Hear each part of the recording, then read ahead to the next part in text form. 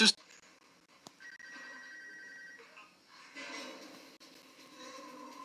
Dylan Ward. Ward made 24 saves in a single game and sits at 68% for Team Canada. He's the front runner right now for the overall event MVP. For the 10 days in Israel, he's been an absolute brick wall. These two have stood about as tall as the walls of Constantinople. And Paul trying to breach those to the best finishers in the world. Couple of insane shooters, Anish. We'll start with the U.S.'s Ryan Brown. 22 goals in the tournament. That leads the Blue Division. He is widely regarded right now as the best shooter in the universe. When you scout him, the problem is you have no clue if he's right-handed or left-handed. He shoots equally with both hands, multiple release points. Unstoppable when Jordan and Rob Pennell find Ryan Brown. And Curtis Dixon, they call him Superman. Well, I'm going to call him Popeye. Everyone knows he's handed, but he's so strong. He's got those snappy, quick releases. And he's got 16 goals, which lead Team Canada. Jeff T is the quarterback for the Canadian national team. He will look for Dixon on that right-handed side, and Dixon can initiate contact and get a shot off with pressure on as well as anyone in this tournament. John Danowski, the head coach for the United States, 399 career wins in Division I. He's the head coach at Duke. Seth Tierney and Joe Amplo, his first lieutenants.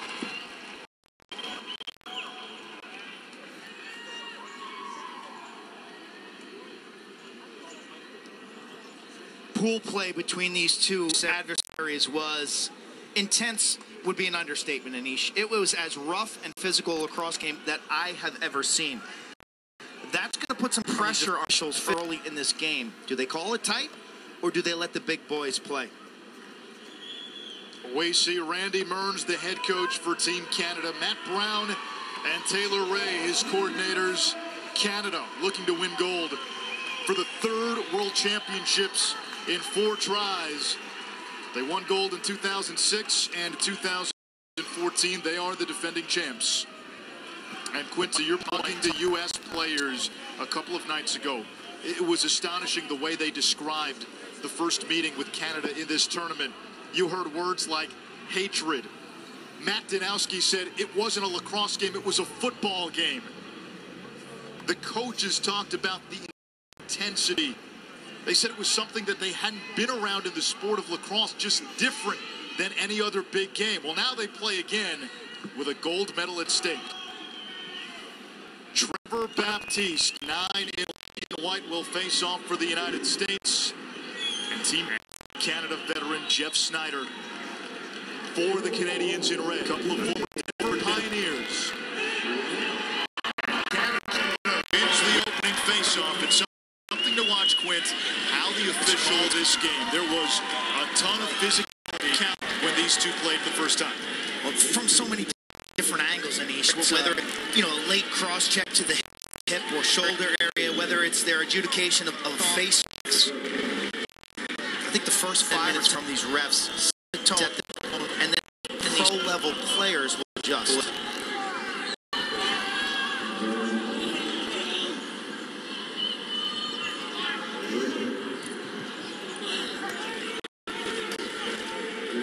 Here comes Ben McIntyre. Now Mark Matthews. McIntosh has had a nice tournament at Drexel. 12 goals. Wesley Berg, 14 in red, against Jake Bernhardt. Berg dumps it over to Josh Byrne, a former All-American at Hofstra. Berg now toward the crease. Diving into the crease. Ball is loose.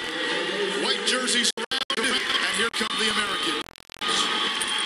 Jake Bernhardt out of Maryland will bring it up for the U.S. And now the Americans settle into their attack.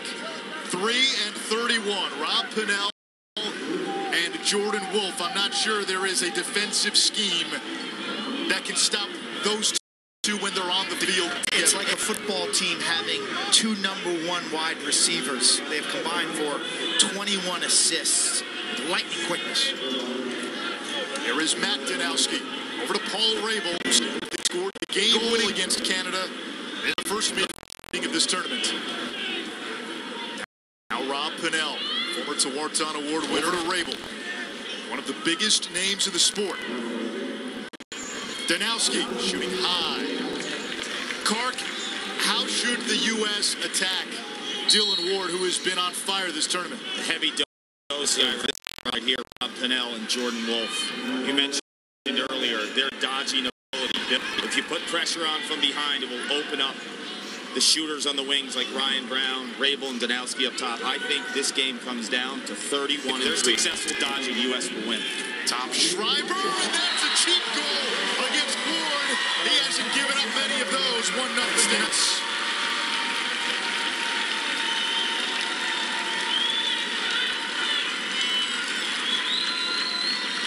Schreiber out of Princeton, 2014. Long Island native. Shake and bake move. Right-handed to left. Gets to the middle of the field. And then beats Ward with a bouncer.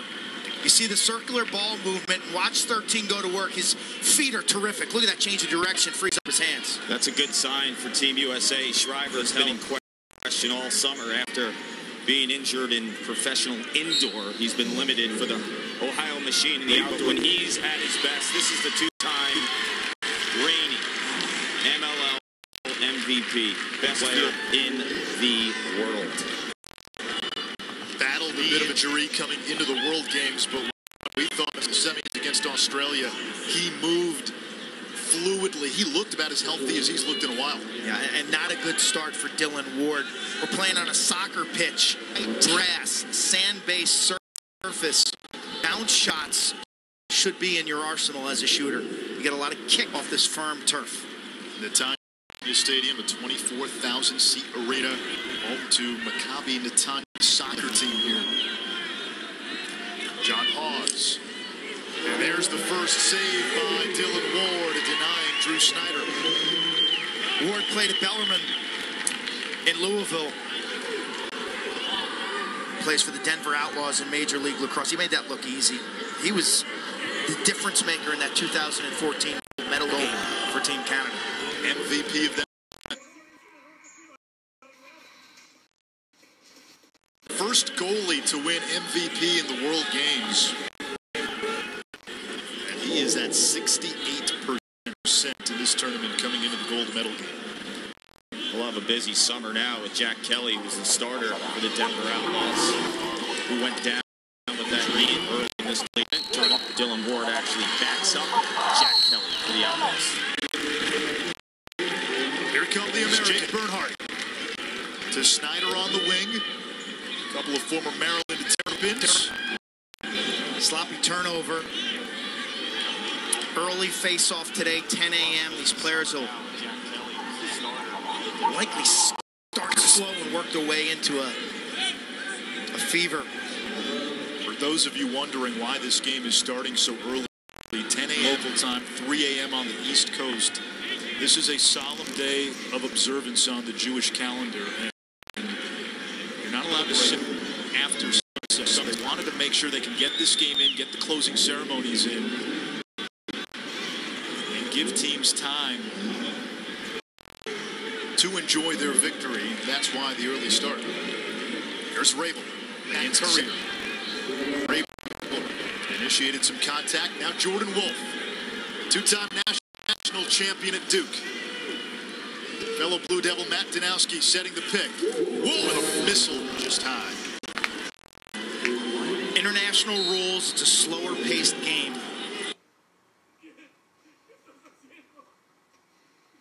Lead to lefties by your opponent's selection is critical. Danowski thought about it back. And the ability to defend for long periods of time. Minute and a half. 2 minutes. So important for defenses. Here comes Pinnell.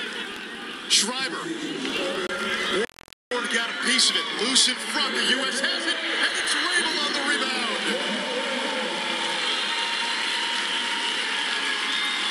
Anyway, you stood up.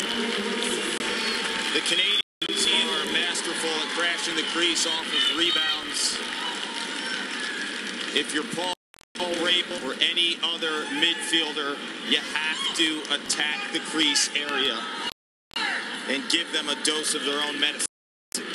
Two subtleties on that goal. The initial shot, Dylan Ward, Canada's goalie, super aggressive on his line. He came out like a hockey goalie. He was to the top of his crease and nearly outside the arc. And then Rabel's shot, the head and body fake, looking down, ball location going high as Ward goes to the splits. Great deception by Rabel. Face-off violation on Greg Gorenlian. Gorenlian was called for a stick check face-off late in that first meeting between the U.S. and Canada. The officials found Gorenlian to have an illegal stick, which was in a 3-minute man-up for Team Canada. The Canadians ultimately unable to score, and the U.S. ended up winning the game. But that play at the end of the game only kerosene to what was already a physical and heated matchup, and we were wondering how that would carry over into today. Like this game needed additional fuel. As Josh Byrne against Michael Hart, 28, has been sensational in this tournament. Paul, you're better off to speak on this. I didn't sense the barking and pre-game interaction between these two teams was as heated today as it was in pool play. After that last whistle, there was 4 or 5 Canadian players talking with the U.S. staff. I would agree with you. It's calm now. That's just second half, though. There's only a matter of time where these guys go after each other. There's Curtis Dix. 16 goals to lead Canada. Turnover city here in Netanya, Israel for Team Canada. You brought up the point that John hasn't made many saves in this tournament. We're seeing part of the reason why. The U.S. obviously against lesser competition has had the ball more, but defensively, this unit has been in lockdown mode. Inside that Canada game where they gave up 10, this USA team is outscoring their opponent 87-19. Tucker Durkin 51, Joe Fletcher 7, and Jake Bernhardt 36 and White have been very good down below. But I think the unheralded heroes, their midfield defense led by Michael Earhart. He's been awesome. 2 goals against Australia in the semifinals. His strike in transition is giving them an mention. Here's John Hawes. Earhart certainly an MVP candidate if the U.S. wins the gold. Hawes on is stopped by Ward. Rebound is free. Popped into the air by Brody Merrill. One of the all-time greats. Started Georgetown. 4-time Defensive Player of the Year. And now he's inspired the next generation at the Hill Academy where he coaches. Tyson Bell to the doorstep. Jeff Teat thought about it. The U.S. recovers. Excellent transition defense. They get on their horse. They get in the hole. Canada sniffing things out in transition. They had some full play running from D to O. Early against what kept Canada in the game against the U.S. They struggled in the half field, made up for it in transition. We talk about heroes. How about Tyson Bell, 44 in red, and Latrell Harris, 43 in red. These 2 young defensive midfielders are giving Canada from an athleticism standpoint. I think they've been fantastic. Mark Cocker to the former Virginia pro. His dad scored the winning goal for Team Canada against the U.S. in the '78 gold medal game. Right on the doorstep, diving in, and Canada is on the board. Curtis Dixon is known as Superman in the NLL because of those kinds of plays. This East-West offense is lethal. Crowley up 21 in red, the big righty out of Stony Brook. He's 6'4", 200. Look at him. Get out of my way. Draws the double. Dixon goes airborne. And Team Canada's on the board.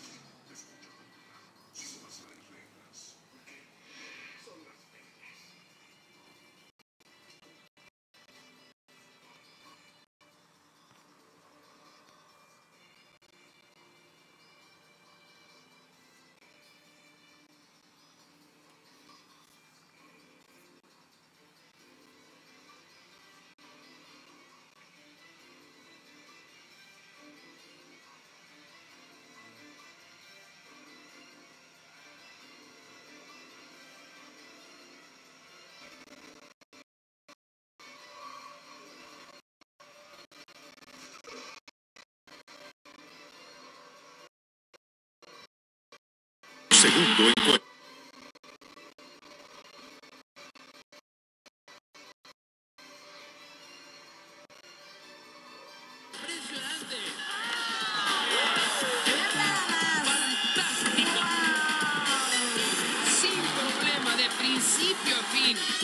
X Games Minneapolis o en ESPN 3 e ESPN Play. La International Champions Cup en ESPN 2. Estoy harto de la enfermedad que me devora por dentro. Estoy harto de la gente que no aprecia sus bendiciones. Parece que a nuestro asesino le gusta la primera fila para sus enfermos juegos. Hola, Mac. Hola, Amanda. Sé todo. Quiero jugar un juego.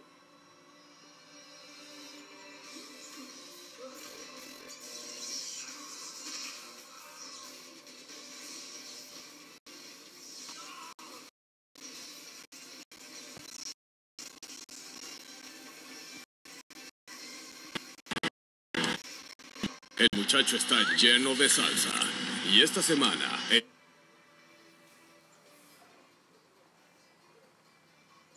La gente es tan desagradecida.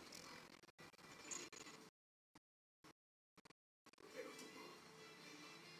Nunca más. Otra entrega especial. Play.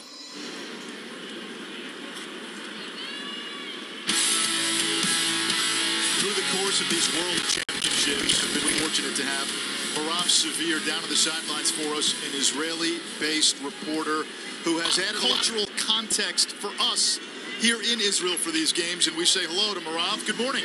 Good morning, guys. It's been a week here in Netanya, Israel. Not a city that's well known around the world. Obviously, when you think of Israel, you think of Tel Aviv, you think of Jerusalem, you think of the history. Well, Netanya is a coastal city just about 19 miles up the road from Tel Aviv, which, as you all experienced just a couple nights ago, really is the city that never sleeps, as you saw people out until midnight on a weeknight. It's been quite the experience showing you guys around some of my hometown, only about an hour drive away from Jerusalem. The old city enveloped in a modern city, a combination of ruins and modern day buildings. And if you zoom out on the country, really a tiny country. Any players, fans, family who was able to come here over the last week could really just tour as much as they wanted in the little time that they had between games. Guys, you also mentioned this is an early start because of the Jewish Day of Observance that starts tonight. It is considered the saddest day in Jewish history, and therefore you cannot celebrate after sundown tonight. Marav, thank you, and thank you for your contributions over the past 2 weeks. Invaluable, both around the Lacrosse facility, but more so for us to assimilate into this wonderful culture here. Now, the country of Israel is slightly smaller than New Jersey. And Netanya sits right on the Mediterranean Sea.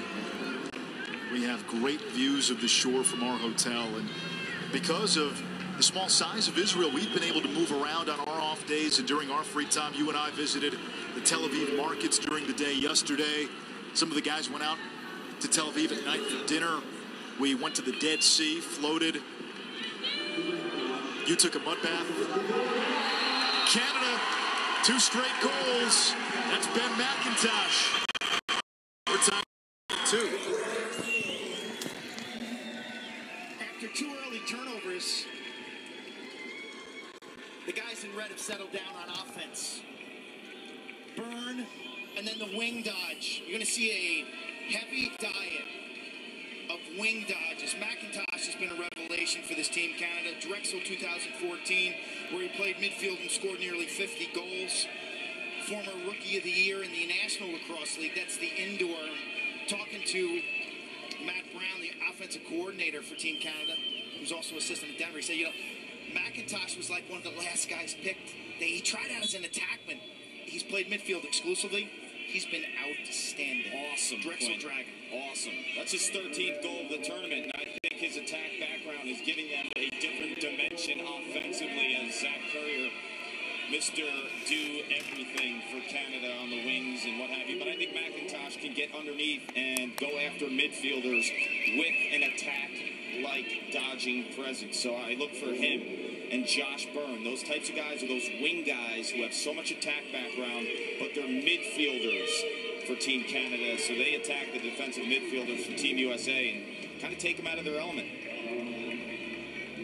Wing dodging. That's been the Achilles heel of this U.S. defense. Cockerton. The shorty, Will Hawes. Cockerton got a step.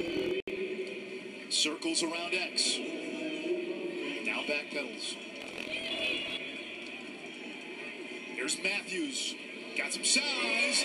And Matthews gives Canada its first lead at 3-2.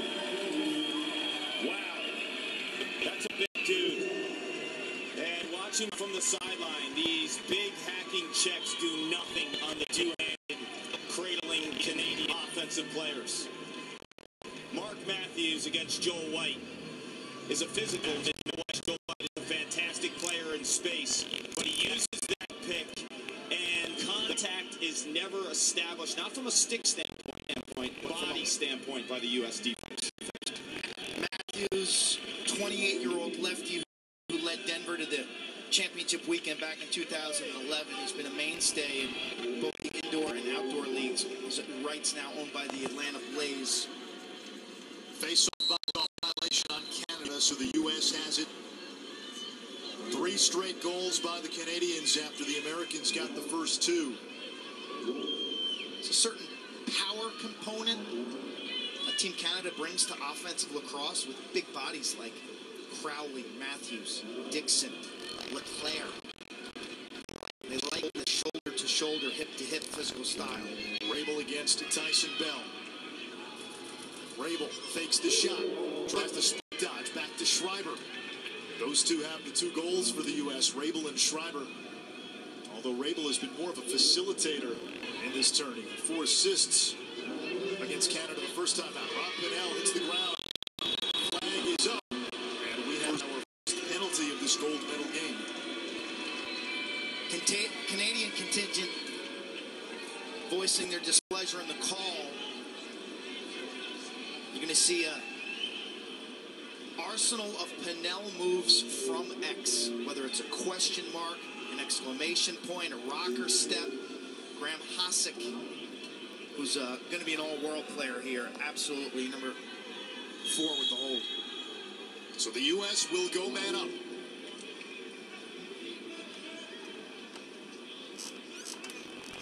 White and Marcus Holman comes in on the extra man for the Americans. Schreiber, Rabel.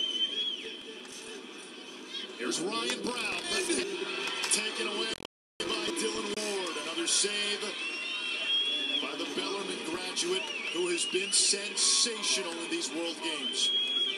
Canada invites the outside shot by packing it in. And once again, Ward being really aggressive on his line, Anish. His ability for a big goaltender. He's rangy, but he's really athletic and aggressive with that save. Really attacking the ball, go get it mentality. Finishes up at the top of his crease.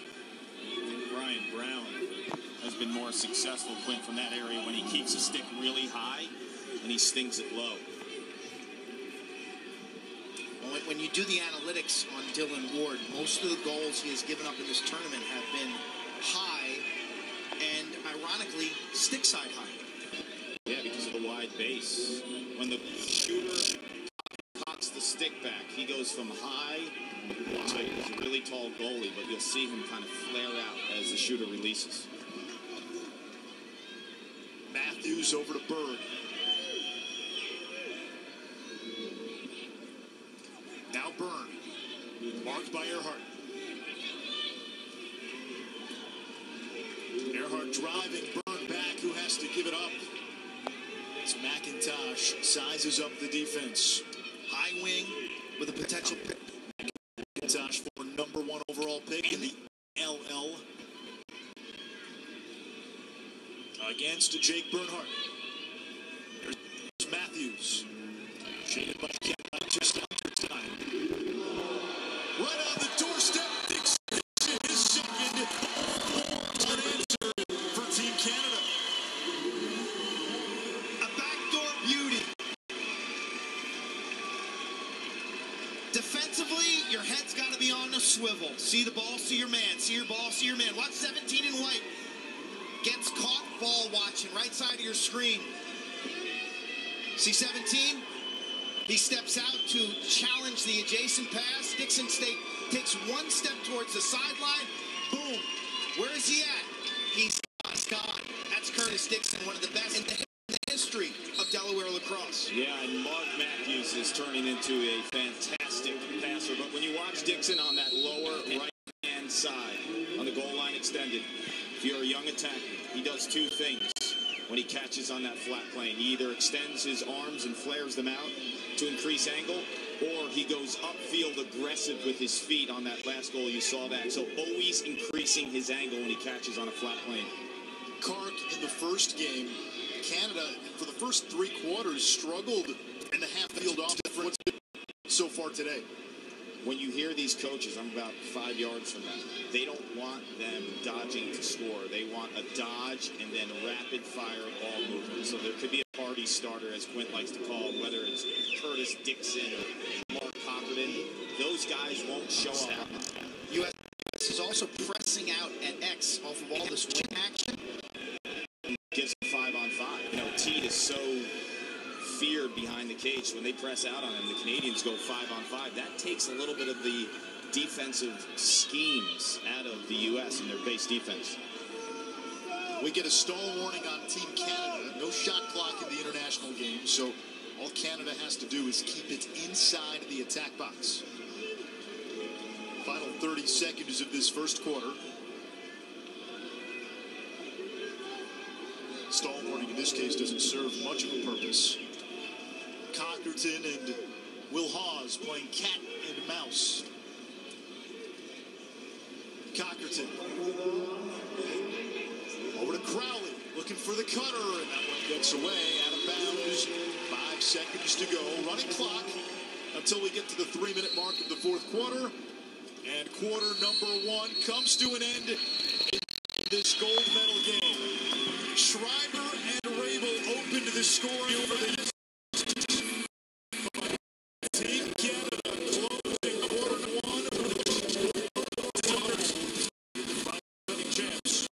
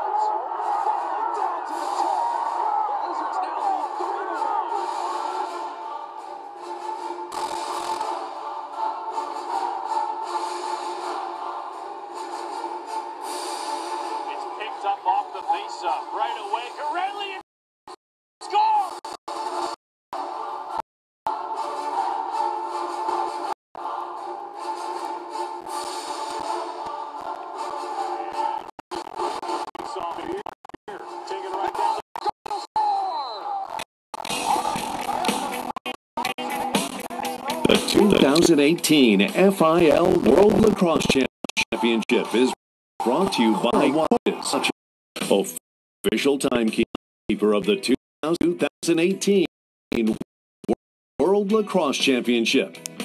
Epic Lacrosse, the official equipment supplier of the 2018 FIL World Championship. And Trusted Choice Independent Insurance Agent.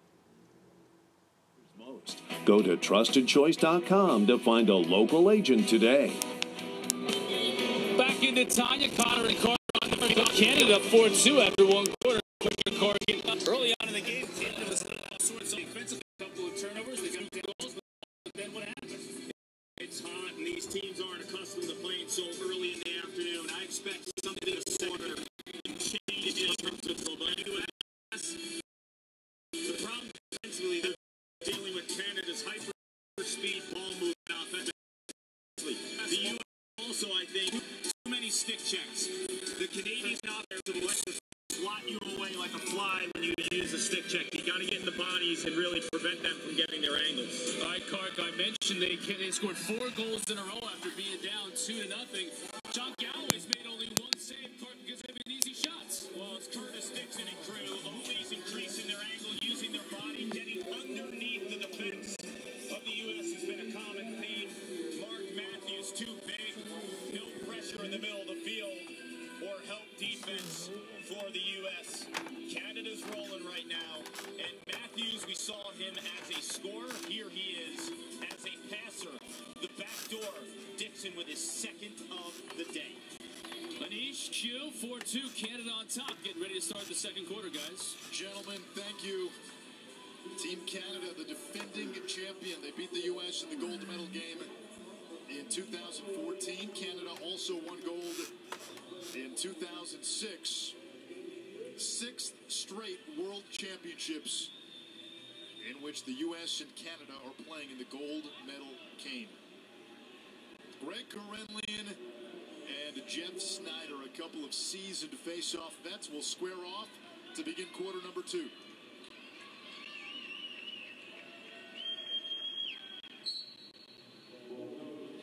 Karenlian can't quite pick it up clean. Now he's got it. He'll shovel it back in the U.S. on offense. Michael Earhart, a couple of goals as a long pole, 28 in white. And now the United States sets up its offense. Pinnell, Wolf, and Ryan Brown at the attack.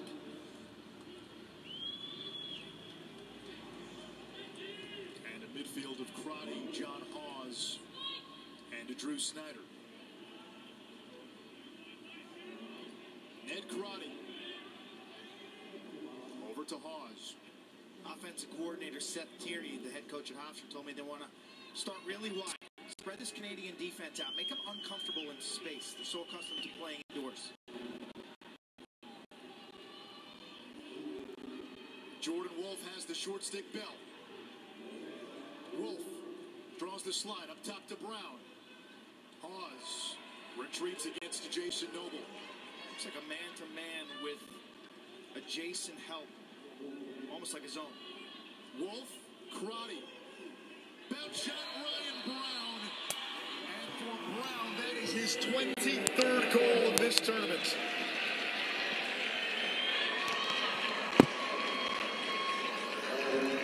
Pinpoint execution. You see the double team right there from the adjacent man, which means the defense is rotating. Eventually, someone's going to be able to catch that step down and shoot it. Brown from 15 yards. Changing levels. Paul, you asked for that earlier.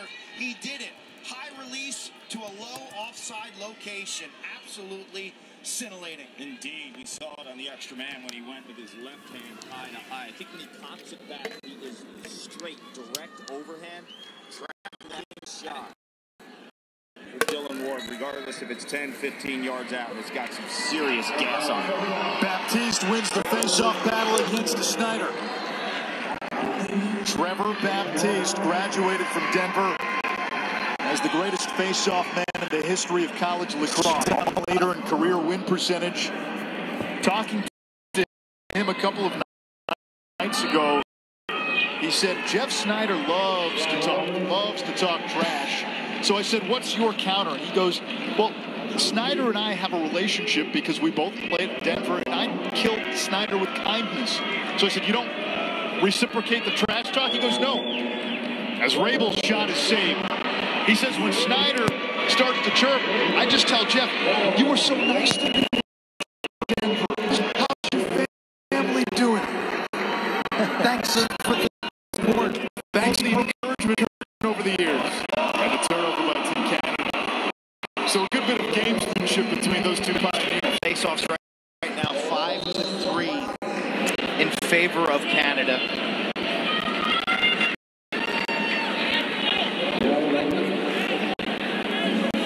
MLL championship game, Charleston, South Carolina, one of the great cities on the eastern seaboard. August 18th, 7 Eastern on ESPN News. Dallas Rattlers, Chesapeake Bayhawks, Denver Outlaws, the front runners right now. New York Lizards hanging tough, tied for that 4th spot with the Charlotte Hounds. 18th year of Major League Lacrosse. The U.S. looking for the equalizer here.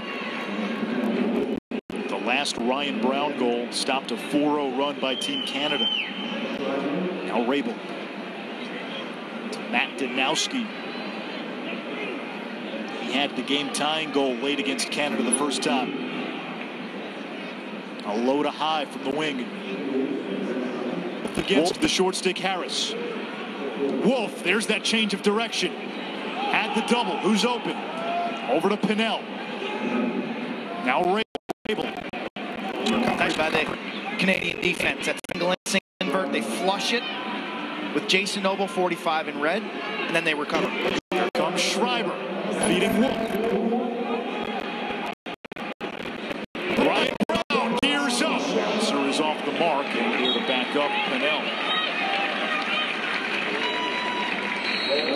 Brown came into this championship game shooting 22 for 32. And he's got a goal today. It's a man-to-man defense, but with zone characteristics. So here comes Pinnell. 10 goals, 10 assists as the quarterback of this offense. Ball possession by the U.S. Rabel turned away by Ward. Rebound is loose. Scooped up by Ryland Reese, the rising senior at Stony Brook. Reese had a nice game in the first meeting between these two and an assist. That was an opportunity for the U.S. because Canada sent the triple team to the wing dodge. Open, white offensive players on the weak side of the formation.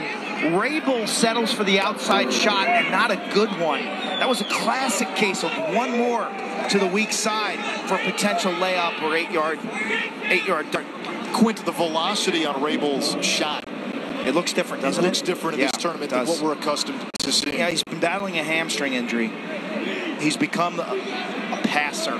He's kind of played to that malady. 4 assists in the pool play win over Team Canada. Missed a couple of games. Comes that high wing action. Canada starting from that spot. Here's Byrne. Byrne got one off the side of the cage. Galloway got a piece, and he went off his shoulder, then ricocheted off the orange pipe. Transition opportunity for the U.S. Earhart. He's a threat. Hartzell on a bounce to Jake Bernhardt. West the U.S. will settle now on offense and wait for its personnel to come back. Earhart has never played better. The Maryland grad lives in New York City. He's got a desk job. His job self kept in great shape. Charlotte Hounds in Major League Lacrosse. 6'5", 220, runs like the wind. Here comes Hawes. You know, Kark, we were talking earlier, who's the MVP if the U.S. wins the gold? Do you give it to Ryan Brown, who, again, has had a great tournament, but he's also the product of a lot of other things that happen offensively for him to finish? And Quint and I were saying, if we don't have an answer, that's not necessarily a bad thing, given that a big question for the U.S. was, can they be unselfish? Can they play as a team? Well, I think Brown's the best shooter in the universe, but the attention of Wolf And Pennell, what they're getting changes and allows them to get those opportunities. Don't count out Michael Ehrhardt, who had a couple goals in the semifinals and has been all over the field. Nice check inside by Canadian midfielder Ian McKay right here, who has the ball right now. And a flag down, Quentin. Youngster out of Vermont, doing outstanding work for the Chesapeake Bayhawks. It was a good check inside. Here's Noble. And now the penalty against the U.S. Noble roughed up, and this is our first indication of some post-whistle shenanigans.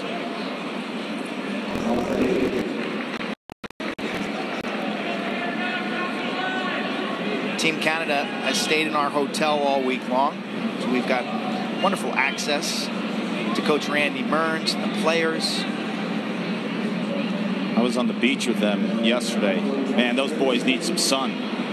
Dylan Ward, as good as he's been in the goal, obviously he hasn't been going to the beach much. Well, he wears the sweats and the long sleeve outfit, Clark. It's like he's dressed for the winter in Saskatchewan. Yeah, the only guy paler than him is Curtis Dixon.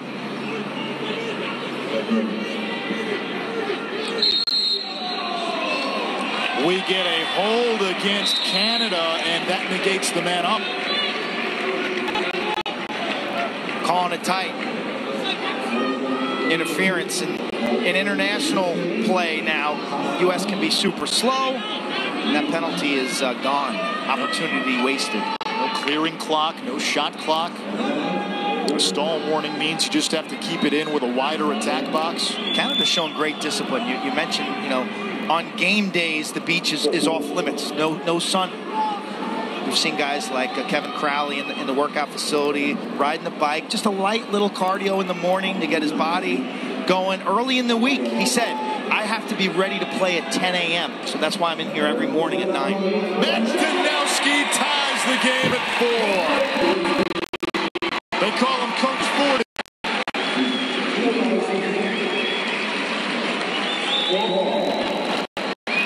This week, I think is the high water mark for Danowski. Rabel dodging to the middle. Danowski looks like he's going to set a pick, but he slips off and plants his, and then his outside shooting on the target. I think Brody Merrill might have deflected that. Dylan Ward didn't get a clean look at that one. Duke's offensive coordinator leading the Blue Devils to the championship game. They got a nice team coming back next year, and Matt's in the middle of a playoff with the Chesapeake Bayhawks. Media timeout. Matty D ties the middle game at 4. There's Pops. Brand new ball game in Natalia.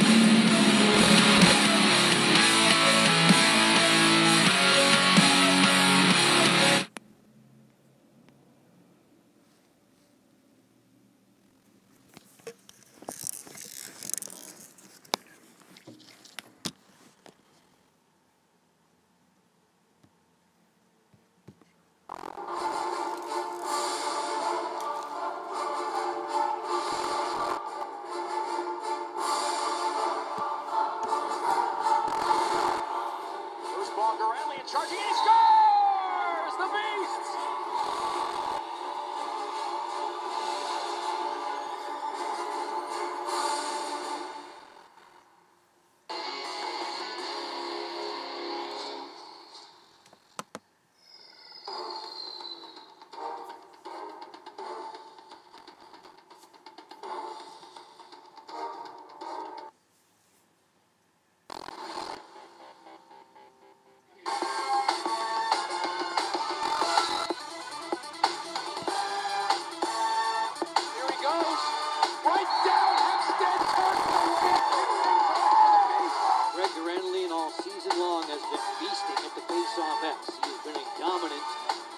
Not a major surprise with Greg Gurenlian and the way he has dominated the X this year. But Gurenlian again, and again he'll lead the charge. No one's ever done what he's doing this year in terms of his percentage. The Beast is stymied.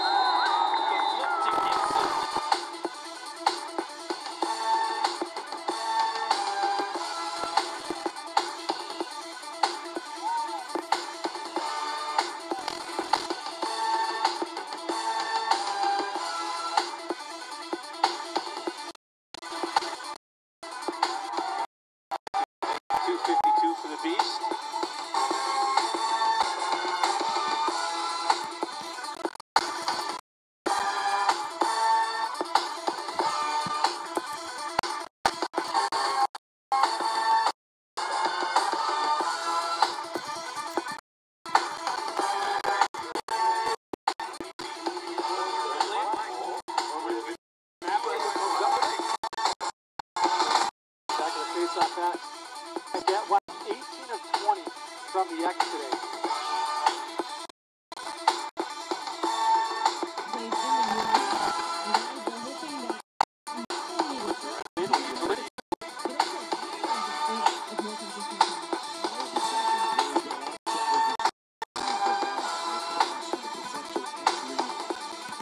In the near future to the Olympic Games, there's still work to be done, but work has, and especially the play and the performance of Team Israel. 7th place finish for a relatively new program. There for this sport is Jake Bernhardt speeds into the attack box. Israeli lacrosse was a dream of a young man by the name of Scott Neese. And what he has accomplished since 2011 is miraculous, and it is encouraging. I get chills just thinking about the growth here. The national team is the epicenter. They're the nucleus of growth in Israel. So the members of the team have relocated from the States and are living here, and whether it's Tel Aviv, Netanya, Haifa, Ashkelon, they're giving clinics at elementary schools, middle schools. They're giving equipment, helmets, gloves, sticks. And the game is now being grown and harvested. 60%, Quint, of those players now have relocated for Israel. That's where the foundation's built, when you have the players that are in the grassroots and giving young kids a dream. Danowski, his shot saved by Ward. And one player in particular, an 18-year-old young man by the name of Ori Bar David, who plays for Team Israel. He's a native of Israel, and he was part of that grassroots movement. He fell in love with lacrosse, not at first, but after a few visits with that sport. They came to his school, they asked him if he wanted to play, and now he finds himself on the national team. But he is representative of the future of that sport in this country. We were at their opening party reception, so to speak, with the team, their organization, the parents, to hear from players like Ben Smith, Ari Sussman, Max Siebold. It is organic, authentic, and it's everything that this World Games should represent. Some of the best moments have come off the field. Teams getting together informally, learning from each other. Crowley stumbles. Canada head coach Randy Mearns told us a great story about Jeff Snyder just going up to the Jamaican faceoff net. Mark Cochran bounces one past Galloway. Wins by City.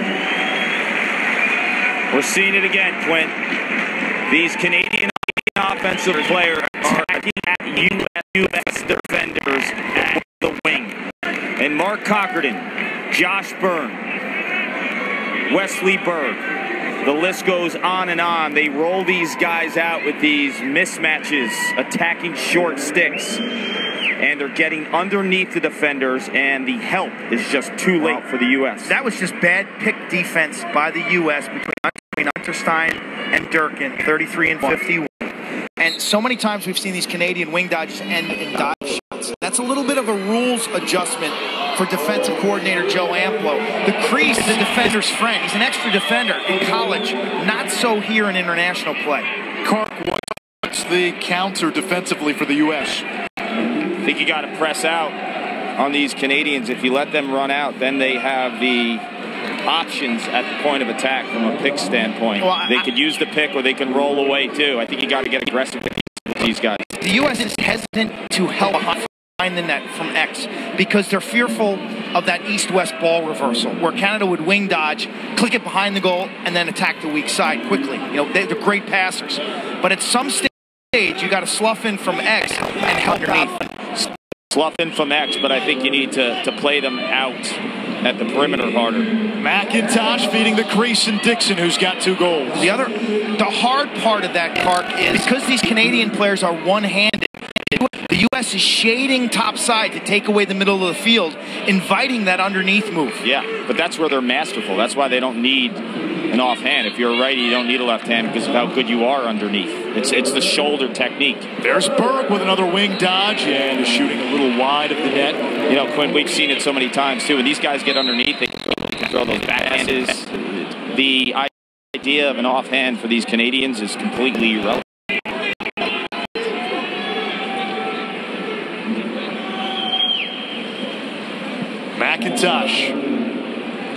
McIntosh swivels inside, over to Dixon at X, trying to feed the crease, looking for Matthews. Now it's McIntosh, shoves it past Galloway, and it's a 2-goal lead for Team Canada.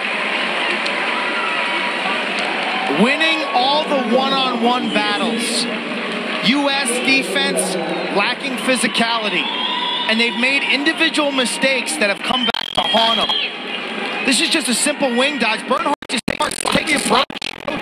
He runs at McIntosh. McIntosh plants with his foot, cuts to his left. Olay. Easy goal. Bernhardt's gas there, Anish. Kark, remember the first matchup between these two? Our big question was, can Canada win one-on-one matchups in the half field? The answer is unequivocally yes. And Ben McIntosh now with 14 goals. You can argue. Might have been the way to make the roster here for Canada. If the Canadians win this, Quinn, is it out of the realm of possibility that he's an all-world player?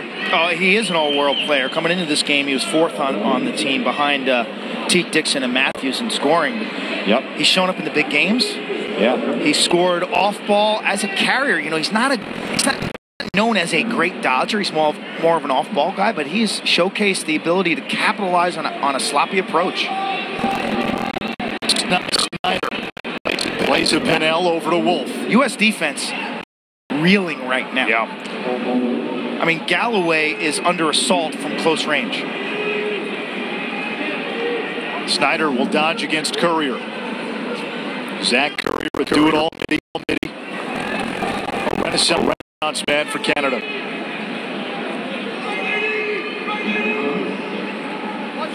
Here's Hawes against Bell. 44 in red. Shot is wide. And there for the backup, Jason Noble. He and his brother Jeremy, twin brothers, both on Team Canada. Now Bell, whose Twitter handle is UnrealFlow44. The Nobles from Orangeville, Ontario, home of Chris Sanderson, former Team Canada goalie, home of Brody Merrill as well. They played for Brody out of Hill Academy. And they play for Chris Sanderson in this event, along with Dave Huntley, two just cherished members of the Team Canada fabric over the last decades. 18, Dave Huntley, a former player and coach, and then Chris Sanderson, the great goaltender. Now it's Jeremy Noble, three-time All-American at Denver. Up top to Crowley, 21 in red. Taken first overall in both the MLL and NLL. You know, started Stony Brook. I mentioned earlier that these American defenders need to press out. It's not just in terms of location. When I say press out, they need to initiate contact and disrupt the lines of these Canadian Dodgers. Going out and pressing out and using your stick for an out, I'm not talking about. It's pressing out and getting into the body of these wing Dodgers to disrupt their point of attack and their line like that. Will Haas is getting into the body of Noble. That's what you need to do. You can't just press out and use your stick. Now, this game has not been as physical, at least early on, as the first matchup. We get a stall warning on Team Canada, so they have to keep it in the attack box. Coming up on 90 seconds to play in this opening half. They'd be content to end the first half on this possession, Anish. They're in absolutely no rush. International rules, it's a much slower game. Talk about the importance of face-offs and goaltending. You know, possession is magnified. Cockerton out of Virginia.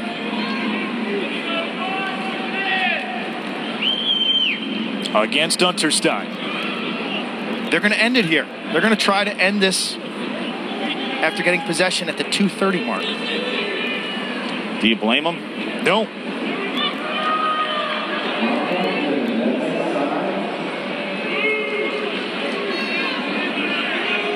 Pinkerton continues to hold it. Holds it. Thanks for waking up this morning, folks. Text a friend. Now this is where you've got another coffee. Wake them up for the second half, okay? Yeah, pour a little sugar in the coffee right now. I heard Bill Tierney, head coach at Denver's up. My psycho brother Brian set his alarm. Jules Henningberg and Matt Cavanaugh. Jake Steinfeld's watching on the West Coast, which we started at midnight. 20 seconds. Send text, call him up, lose a friend, gain a fan. Oh, this is worth losing a friendship over with an early morning wake-up call. Here comes Noble. Final seconds, 5 seconds. Up top tee. Quick stick attempt. Dixon on the rebound. And it's not there. The Canadians ate up the final 2.5 minutes of that first half, keeping it away from the United States and taking a 6-4 lead into the locker room of this gold medal game. Down to Chris Connors. Thanks to Nish here with Coach Danowski. Coach, how do you defend them in this team? Really to be beating you with that. We've got to get somebody in position to slide. They've beaten us twice on the wing. They get down, got to go. Offensively, what do you need to do in the second half to generate a little bit more in these 4 goals? We got to shoot the ball a little bit. I think, we got to be a little more aggressive. I think our guys are waiting for the perfect shot. And you got to play with abandon, in this game. And I think we're measured in that first half. I did see you in a couple of timeouts, so you seem loose. The team still seems loose, even though it's a really tight. Yeah, it was 4-4, and, we're having a blast here in the sun in the Middle East. Right, have a blast in the second half. Remember where we are. About it, Coach. Have fun in the second half. All right, yes, sir. All right, back to you, Anish. July in the Middle East, and Netanya, Israel. The gold medal game. The defending champs by 2 at the half.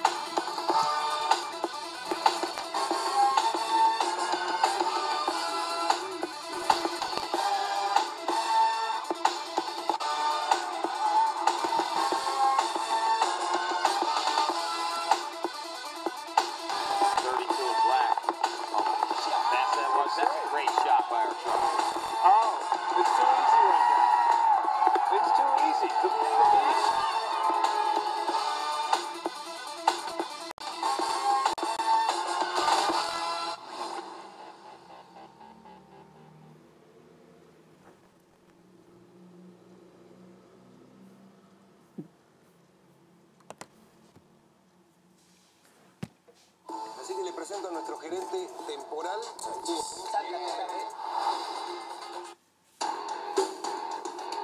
Greg Renly, and of course the Beast, MVP in the league, all-time leader in faceoffs won record. I just wanted to let everybody know shooting on everything after talking to my family throughout the entire offseason and a lot of close friends that 2017 will be my final season in the MLL. It's been a hell of a ride. I never would have imagined that I would have gotten to where I am. And I feel like I've done all I can as a lacrosse player in the MLL. Now it's time to focus on some other things, some other ventures and other abilities. So it's the right time for me.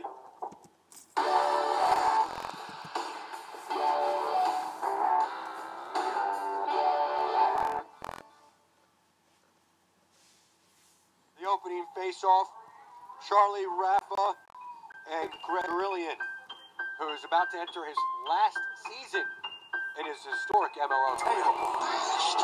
Everybody around me always think they know what's going on inside my mind. Think I'm Mr. Nice Guy all the time. I didn't say on diary, you think you know, but you don't know. Must make no dough. We will be sure to know. Come against me, that's a no. Some of these we must make no dough. We will be shaking no blow. Against me, that's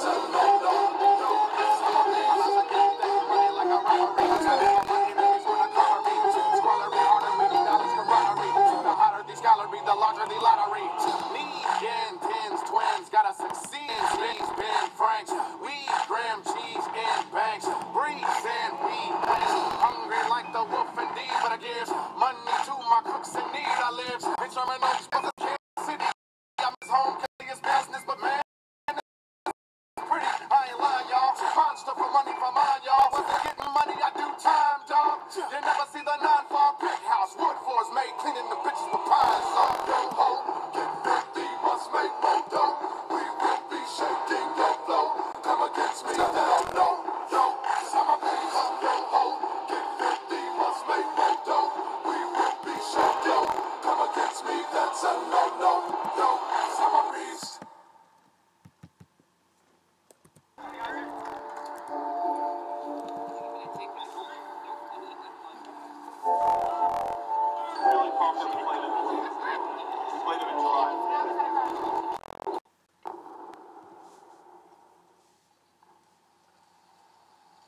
In the world of sports, lacrosse is still fighting an uphill battle.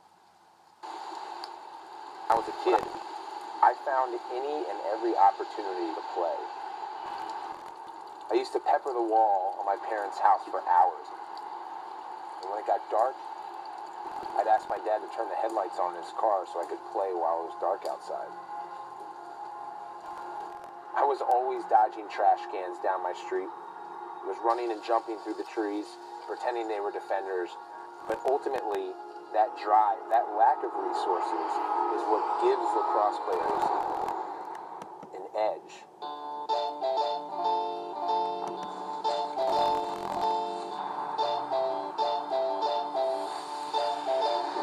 It is going to show us. The sport has always been about instinct and the unpredictable environment. The weather's always changing, defenders are always moving. Oh, yeah. Loosen up a little. I think training in the elements is the best way to replicate that. Put yourself in those situations where you have to react. Is that your indoor stick? You have to be quick. You have to use your vision. And you have to be creative. You have to let your instincts take over.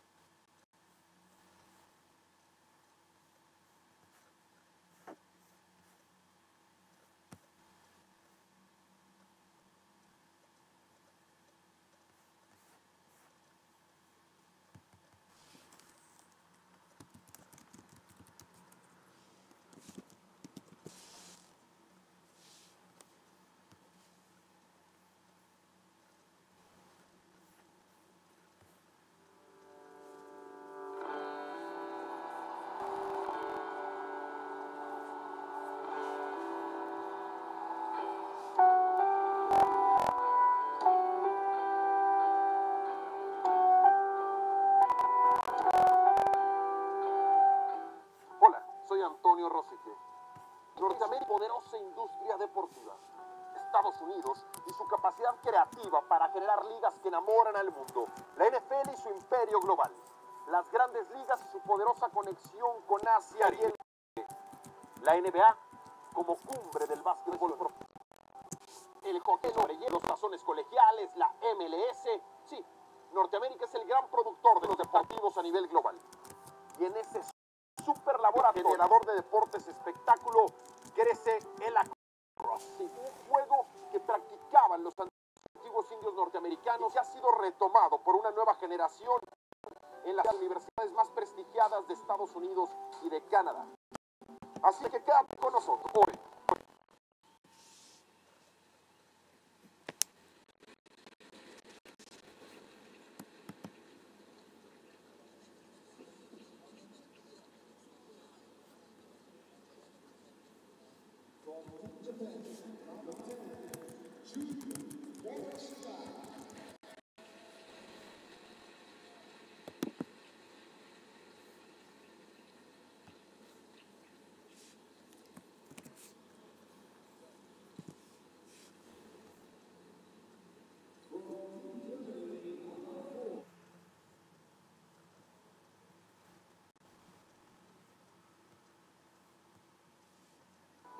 más apasionantes. Lacrosse, la nueva versión de un juego bien.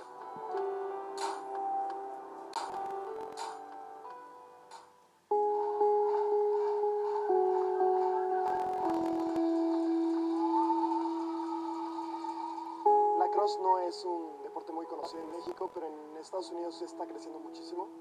Yo tuve la oportunidad de viajar a Estados Unidos, estudiar una maestría en la Universidad de Michigan, y ahí tomé parte de uno de los clubes. Difícil, la gente siempre nos ve por ahí como pasando con los sticks, como que preguntan, bueno, ¿esta cosa qué es? Esto, no sé, ¿es hockey o esto es para limpiar piscinas? Nos dicen, pues nosotros les explicamos, no, esto es así, parece al hockey, bueno, les damos toda la carreta.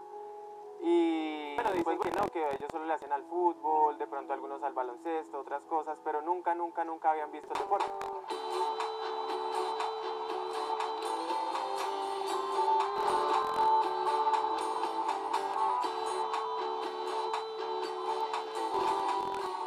Me enseñaron un video del deporte en el colegio.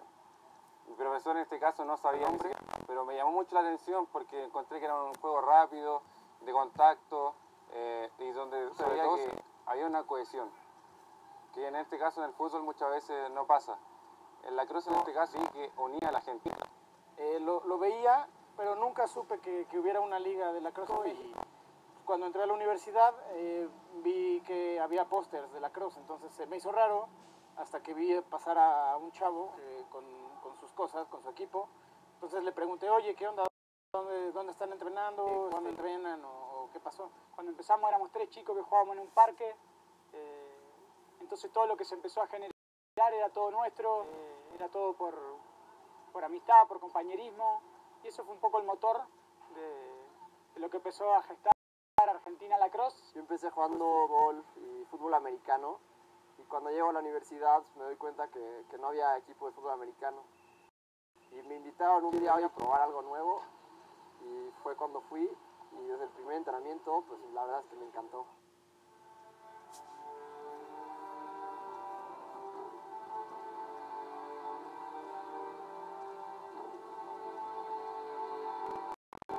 La Lacrosse es un deporte colectivo.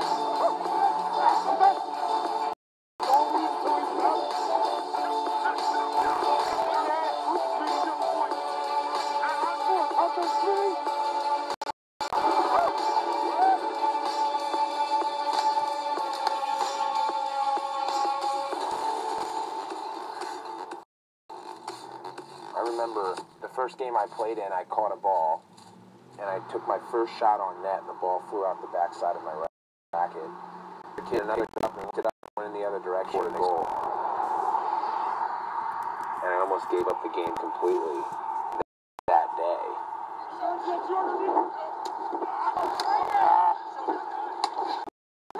But that ultimately attracted me most to the sport. Pockets are toy. And I always want to be the best at whatever I do. Come on out. Dragons has witnessed the wing dodgers as sharp as Valyrian steel in the opening half. Team Canada, a 6-4 lead on the United States at the break. And he's dropped with Quinn Kesnick. We'll hear from Paul Carcaterra and Chris Conner. First half observations, what jumps out? 3 bullet points if you're just waiting on USA. No transition goals. They're playing a Canadian-style slow-down game when their advantage is their speed and athleticism. Number 2, Canada shooting 6 of 9. Ultra efficient. And 3, Jordan Wolf and Rob Pennell for Team USA. They're eating bagels this morning for breakfast. The U.S. jumped out to an early lead. A couple of the rebound made it 2-0 United States. All Canada since then. Yeah, you know, Canada, first 2 possessions, turnover city. Then they went 4 consecutive possessions where they scored goals. Crowley uses his body, draws the double. Dixon flies that one and diving across the crease. Then Byrne That's a wing dodge without help. McIntosh, Jordan McIntosh, the Drexel grad, has been terrific. You see Matthews' ability to deal with pressure. Joe Fletcher, ball watching. Dixon pulls the string, goes back door. All of a sudden, offensive momentum. It's been layup city. McIntosh once again. Wing dodge to pay dirt. 13th edition of these World Championships. 46 teams competed. The last crusade featuring Canada, the defending champions, and the United States. Netanya, Israel, the site. We're at Netanya Stadium, right along the Mediterranean coastline. Canada wins the opening face-off of the second half. Zach Currier off the ground, and Big Mark Matthews now will set up the offense. 86 degrees, partly cloudy, mostly blue skies though. So your app is telling me partly cloudy. I'm looking at blue skies, Clint. Tell you, the sun here in Israel is unlike anything in the States. We're much closer to the equator, and 88 feels like 108. Kark, how warm does it feel down on the field? Really warm. 86 feels like 96 back home with the humidity. Hey, Quint, something to track. Keith Robertson from Shot Sniper. 20% of the U.S.'s shots are high against Dylan Ward. We talked about how that is the spot he might be vulnerable. Well, it's not reflecting in their shooting attempts. 20% of the shot attempts have been high. The rest, mid-level and low. Love that analytics. Had that for the Australia game against the U.S. Anish on the sideline. Yeah. Up to the minute data that shows you, it's a shot chart, but then it also shows you where a team is placing their shots against the goalkeeper, where they've had success, or where the goalie's made stops.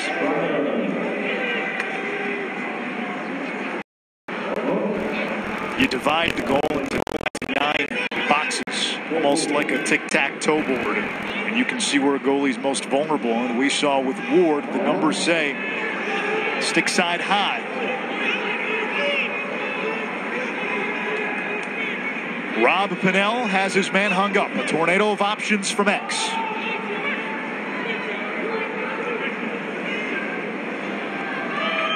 And Pennell will be patient and wait. Now Hasek comes out to meet him. Pennell spinning inside, has it jarred loose. We get a flag. Pennell was just into the crease. He is down in front of goalie Dylan Ward.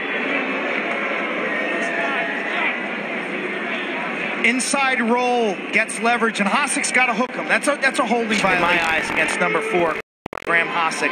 What a story he is. One of the best defenders in the field game now, playing in Major League Lacrosse for the Atlanta Blaze, but he has just torn it up indoors. Top defensive player in the National Lacrosse League. 6'2". He's got the same haircut that I have, Anish, but it's just fresher. I mean, it's a one on the sides and a one on the top. Yeah. He's from Port Perry, Ontario, and he played at Lindenwood. He's a lot more intimidating than you. I'd never heard of Lindenwood. No, I was scared. I said, Graham, the hard part about the haircut is it grows like a tennis ball on the sides, and he chuckled. He goes, yeah, I cut it every 5 days. Yeah, I'm about 2 yards from him right now, and he looks like bad man. Mean dude. Yes. Hasek to the penalty area. Man-up opportunity for the United States. Canada, after trailing 2-0, scored 4 straight. The U.S. tied it at 4. Before Canada added 2 more before halftime, the U.S. turns it over. And Zach Currier, the human Roomba, is there for the ground ball. U.S. in a funk right now. You hope to play a better first 5 minutes of the third quarter. Inexplicably, Team Canada player stepped out of bounds. There's also soccer lines on this field. It can be a little confusing. How do you step out of bounds like that? Well, you're not covered. Probably deceived by the lines. Yeah, inexplicably. Our English professor kept in the truck. No longer wants to go by John Kettering. That was a new development in his career in Israel. Zone defense, Team Canada. Shorties up the middle. Danowski to Rabel. Over to Schreiber. Back to Matt Danowski. Those three have 3 of the 4 goals. Danowski, Schreiber, and Rabel. Ryan Brown with his second. 6'5". Zone buster.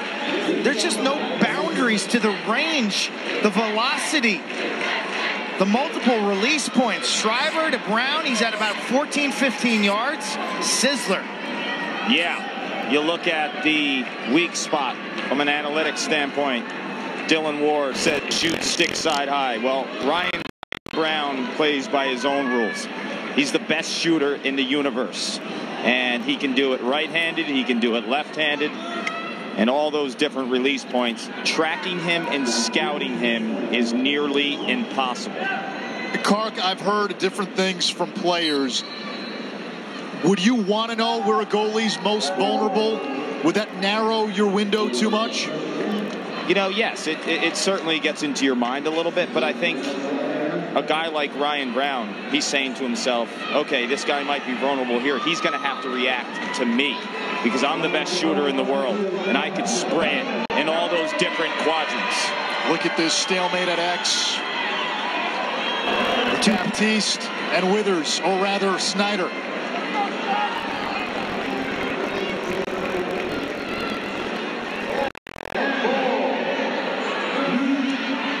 It's just Courier diving for it. We're going to get a hold on the U.S.-Canada ball. No quick restarts.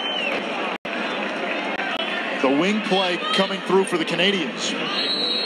Guys, Courier is incredible. If you really, truly appreciate the little plays in a game that don't get the recognition, he is everywhere, 55 in red. I wish they were wearing white today because his jersey and shorts would be all muddied. He has started way here in Netanya. He was a 20-30 guy in his senior year at Princeton, and that only tells a fraction of the story. 130 ground balls, 21 caused turnovers, over 50% at the face-off X. Crowley falling backwards. Jeff Teat there to pick it up. We have not called the Teat's name much. Rising junior at Cornell, coming off a 99-point campaign. Here comes that wing dodge from Canada. Let's see what the U.S. adjustment's going to be defensively.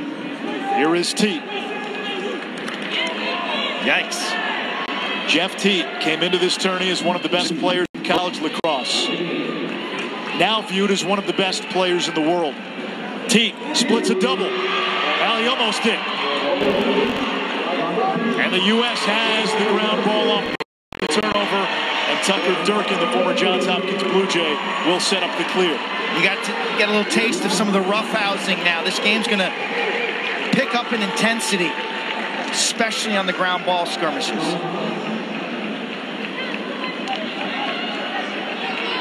Second meeting of this tournament between these two. An 11-10